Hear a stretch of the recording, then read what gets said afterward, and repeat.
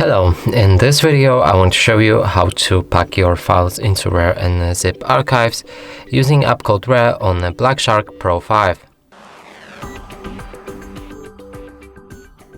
So in order to do this, let's open our RAR app, which we've shown how to download in our other video.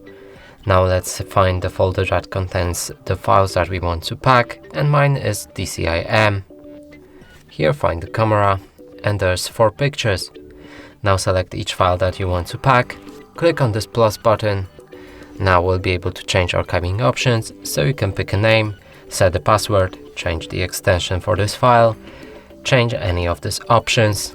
In advanced there will be more, and in the options there will be even more. In a comment you can leave any comment about this archive, and when everything is done, click on OK. And that way you'll create a simple RAR file. And that's it for this video. Hope you like it. Please consider subscribing to our channel, leave a like and a comment below.